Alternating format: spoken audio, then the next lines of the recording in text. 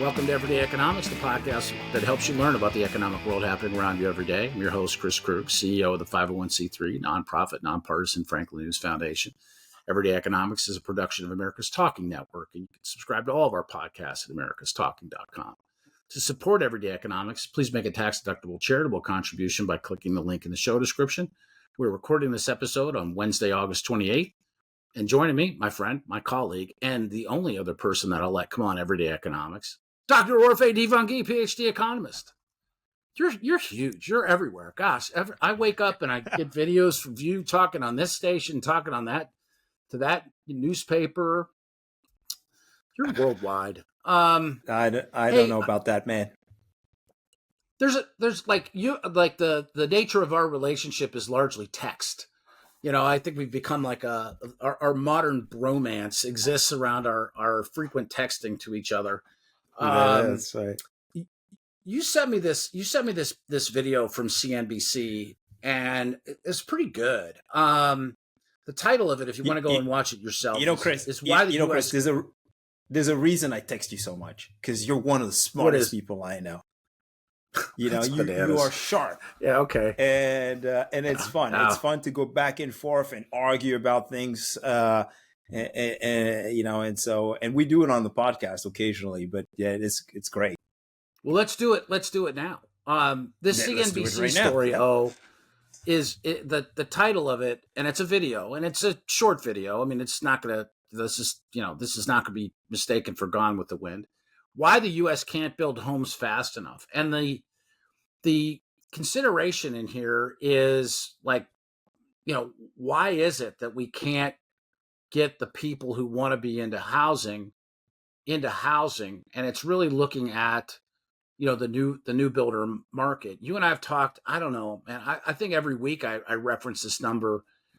You think that there's about 4 million homes short that's right. in the United States. 4.5 million homes. And ultimately, and I say this all the time, I say, even if we were to give cash to everyone who wanted to go out and buy their first home, there wouldn't be enough homes to go around for everyone. Yeah, it just wouldn't work. Like if the government was able to just give cash to everyone who wanted to buy a home, there wouldn't be enough homes to go around for everyone. It would probably push prices higher. Definitely because would. Now, right? There's huge shortage, and now you're like, hey, you're stoking the flames on the fire a little bit more, and then they would have to wait a while to be able to get into those homes. Yeah, I would just stop yourself at if the government gave everyone, because the government doesn't give everyone anything. Taxpayers give the money to the government. Right. And then the government push mortgage rates higher. It would probably push prices higher. Right. So anyway, sounds like a disastrous policy to me. But let's talk. Hey, let's talk about this video, because I think it's interesting, and the kind of like the crux of it is that, and I mean, that's sort of the blame game here, that the two largest builders of homes in the United States, D.R. Horton and Lennar, are kind of the bad guys in this in the CNBC story. They've kind of made them seem a little bit like the bad guys in that story. Yeah. And I was kind of disappointed, because I think this is a very serious issue. And I think that we've done a lot of work, reported on this shortage. And the reality is, and of course, let me just kind of put this out there for our listeners. They basically say, oh yeah, these big builders, first of all, concentration in the building industry, you now have 2 or 3 builders controlling most of the industry, building most homes in the United States. Small builders can compete, and it takes longer to build homes, etc. As if it was because these builders, it was the builders' fault for the longer duration, et cetera, and they were kind of like shirking and taking their sweet time and then charging you a high price. It just didn't, the connotation wasn't like, it didn't sit well with me. And so I just addressing the video, let's be honest, this problem is not just after the global financial crisis, because I think a lot of people, the big misconception is, oh, the global financial crisis. No, this is a 40 years in the making.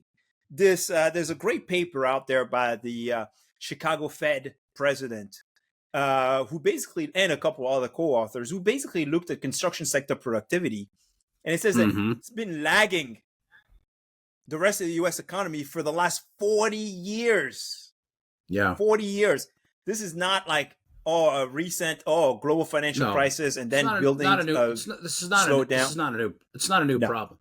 The other thing in there, hang on a second. The other thing that's in there is like, what is the average cost of a new home right now? It's like $460,000 or something like that, right? That's right. It's pretty high. So that's correct. If the average per capita income in the United States is $75,000, and I live in a state where, here in Illinois, where that is not the per capita income, it's lower than that. But the like affordability at $75,000 a year in income is like a $230,000 house. Affordability is definitely stretched. They're not built. It's definitely stretched. That home is not being built. Guess what? But why isn't that house It's not being the built? builder's fault. It's not the builder's fault. Land costs have gone up, right? Yes. Land costs have gone up. And so, when affordability got stretched, you know what builders did? They actually started building smaller, more affordable. In fact, today, the new builds are cheaper on a per square foot basis than existing homes that are selling in today's market, right? And so builders actually in some markets, exactly. The key here is some markets. They were only able to do that in markets that actually allowed them to do that. Right. In the South. Yep. Right? When you look at pockets across the country, markets on the coast are not affordable, but there are pockets of affordability. And those pockets of affordability are where you find those new builds. They're in Houston. They're in San Antonio, right? Even Austin is kind of, right? Austin's prices have gone up. But look, because of all that new construction, supply is almost keeping up with demand in that market. Those are markets where most Americans are moving to Texas and Florida. And so you would have expected prices to rise even faster in those markets, and they're not, because builders are building. So builders are actually essentially the solution to the problem. And so villainizing builders is a terrible idea. I think part of the market concentration argument is, if you think about it, the cost for builders have gone up substantially. And part of the cost is this regulations, just regulatory constraints. Regulation and labor. And the barrier to entry.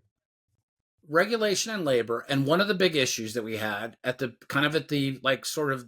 high tide of the pandemic, was supply chain issues and the actual manufacturing of the building products themselves. The cost of lumber. I mean, I never thought about what a piece of lumber per board foot costs. Yeah, at any point in my time prior to that. Yeah.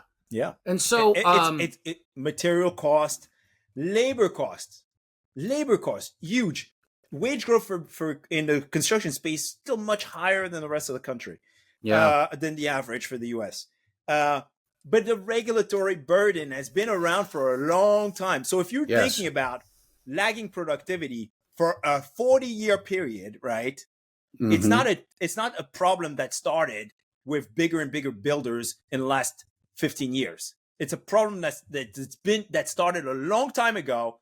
And part of the concentration that we're seeing in the building industry is a result of the higher barrier to entry, right, in that space. And so if we want to fix the problem, I think we need to lower the barrier to entry, right? And lowering the barrier to entry basically means getting rid of that added cost that, whether it's permit delaying, right? Building permits, right? The delay the time it takes to get a building permit and get started in some places, right? Or how about on the coast where it's attractive to live and everybody wants to live there? And then you have things like the California Coastal Commission. You have things like that restrict building on the coast where everybody wants to go live and where the jobs are at. Right? Or you have these zoning rules in Long Island, New York, where basically like, hey, we're commuting distance to the best paying jobs in the country. Every young person wants to go and work in Manhattan, New York, and they can't. And they want to go out and live on Long Island. Yeah, they can't live 40. They can't live 40 miles. They can't live 40 miles away from work. And they keep trying, and they keep going further and further out because they just can't afford to live in those places, right? But who's preventing the construction? It's not right. The builders are actively builders will not leave a buck on the table. Okay, builders, when prices go up, builders are actively trying to supply housing, right? Because what else are they going to do? I say all the time, they're actively going out to try to get some work, but they can't do that in some places. And you'll find out just by looking at home values and price growth that basically they can't do it in the most expensive parts of the country, right? Those are the places where they just can't build housing. And those places are also the most restrictive when it comes to building new housing. And so that's the reality. So when you talk about building industry concentration and you try to make the big guys look bad, you should start by asking yourself the question, why is it that the industry is so concentrated in the first place, right? Mm-hmm. The barrier to entry is too high in most markets. And so, unfortunately, it's only the big builders that survive. Yeah. Well, good point. And smaller builders just can't, they just can't get in. They can't compete. No, you're right. I think you're dead on. And let's call it good there. For Orphe Divounguy, this has been Chris Krug. Subscribe to Everyday Economics and dozens of other high-quality podcasts at americastalking.com.